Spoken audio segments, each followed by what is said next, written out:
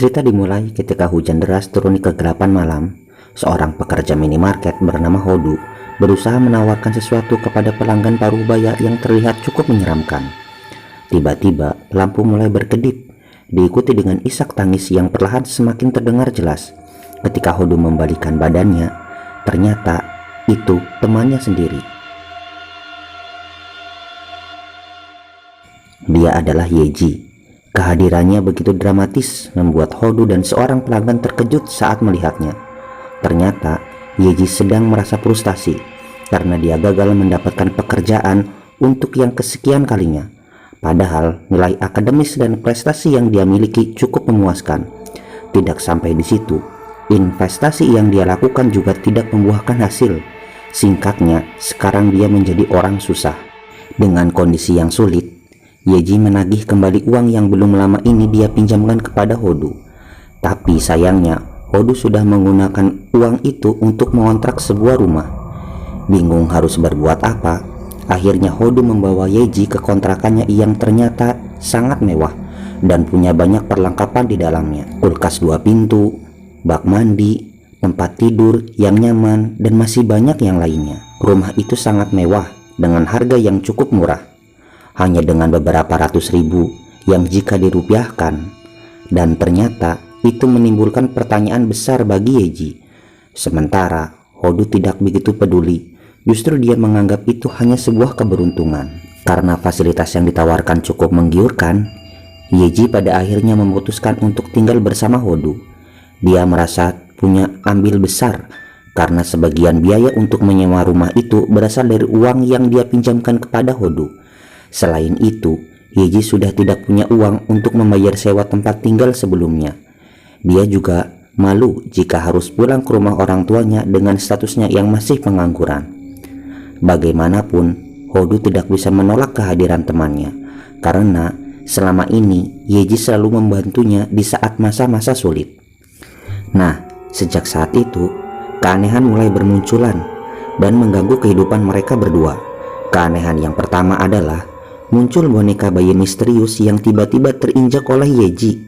Hodu tidak tahu dari mana boneka itu berasal, tapi dia tidak terlalu memperdulikannya dan menganggap itu hanya bagian dari properti rumah yang mungkin terjatuh atau semacamnya. Di suatu hari, Yeji menemani Hodu bekerja di minimarket yang letaknya tidak jauh dari tempat tinggal mereka. Lelaki parubaya juga masih ada di sana. Dia pelanggan setia di minimarket itu. Mereka kemudian bertemu dengan tetangga sebelah rumahnya yang terlihat ramah. Namun, Yeji merasakan ada sesuatu yang aneh pada pria itu.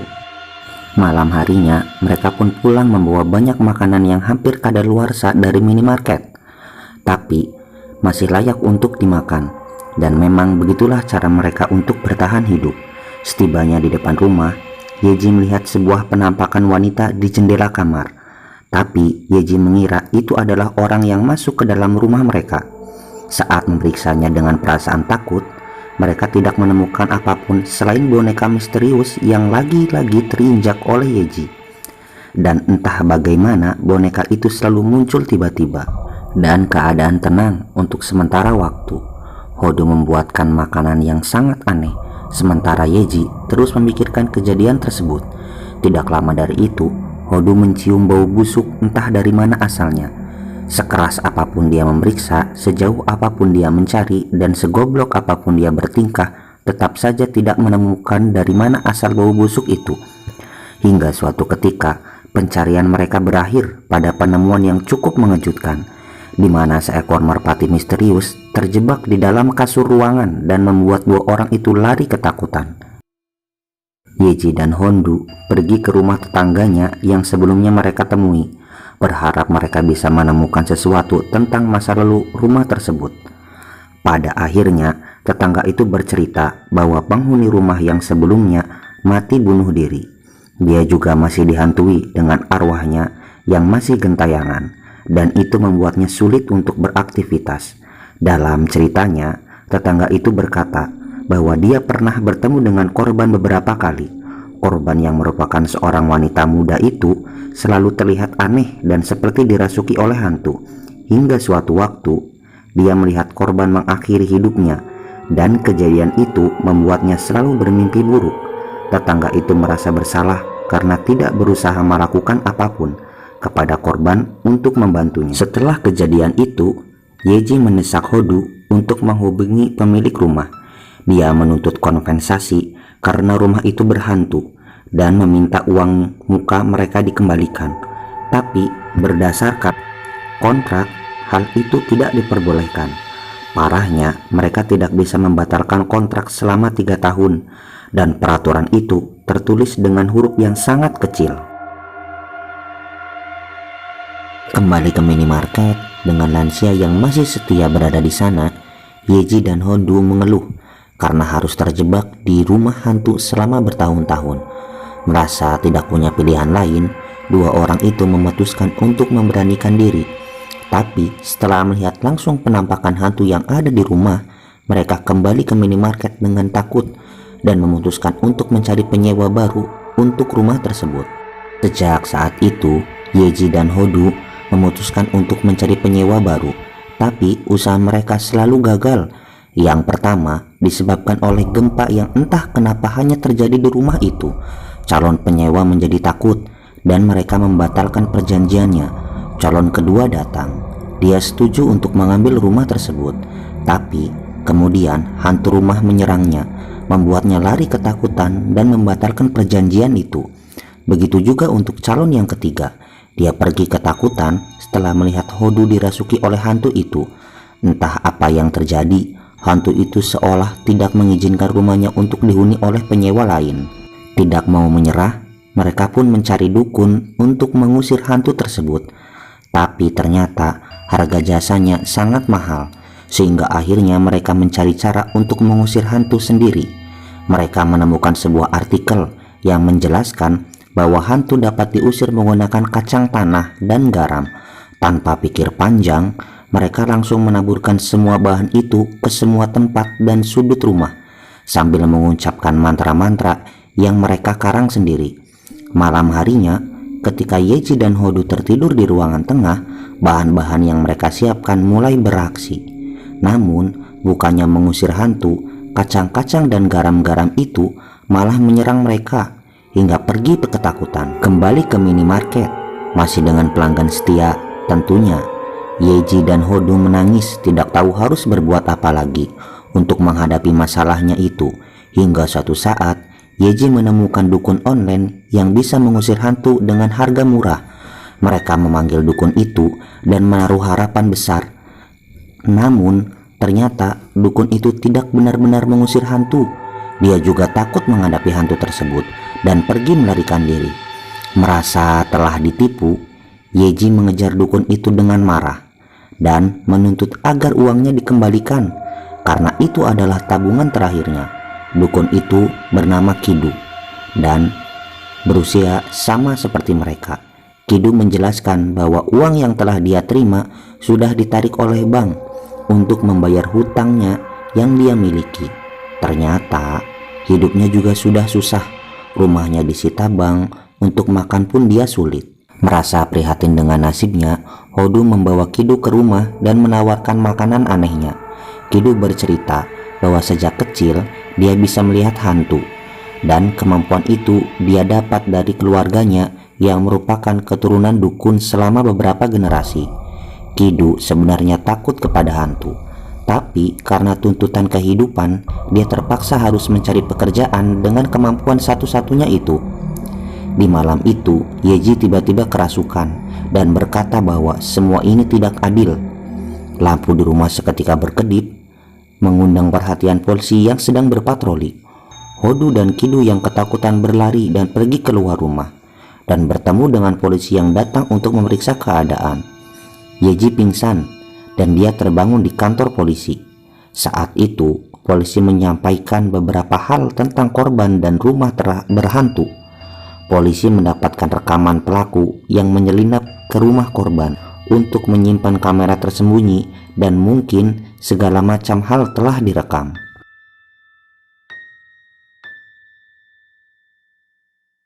Namun, firasat Yeji mengatakan bahwa korban dibunuh dan itu sebabnya dia gentayangan, berusaha memberitahu orang-orang melalui keanehan yang terjadi. Yeji merasa bersalah karena tidak menyadari hal itu. Dia terlalu takut untuk memahaminya. Di malam itu, Yeji dan yang lainnya berusaha mencari petunjuk dari video rekaman pelaku yang tersebar di publik. Satu hal yang membuat mereka terkejut adalah kebiasaan pelaku yang selalu menggelengkan lehernya. Itu mengingatkan mereka kepada seseorang.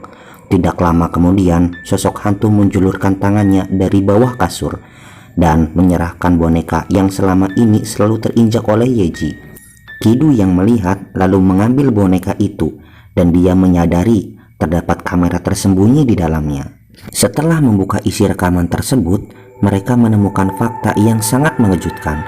Ternyata selama ini korban berusaha membuka identitas siapa penguntitnya, dan dia menemukan petunjuk bahwa pelakunya adalah tetangganya sendiri. Namun ketika dia berusaha melaporkannya kepada polisi, pelaku datang untuk melenyapkannya dan menyusun kematian tersebut sebagai tindakan bunuh diri. Semua kejadian itu terekam dalam kamera boneka yang selama ini selalu dibawa oleh hantu tersebut. Dia selalu menyimpannya di berbagai tempat, berharap orang yang menginjak akan mengetahui fakta yang tersimpan di dalamnya. Setelah fakta itu terungkap, Yeji dan teman-temannya segera melapor ke polisi. Sementara itu, pelaku terus dihadapkan dengan teror yang selama ini terus menghantuinya. Dia akhirnya merasa frustasi dan meraih pisau untuk melawan sebelum pergi akhirnya melarikan diri. Yeji dan teman-temannya menunggu polisi. Kemudian mereka mengejar pelaku yang pergi meninggalkan rumahnya.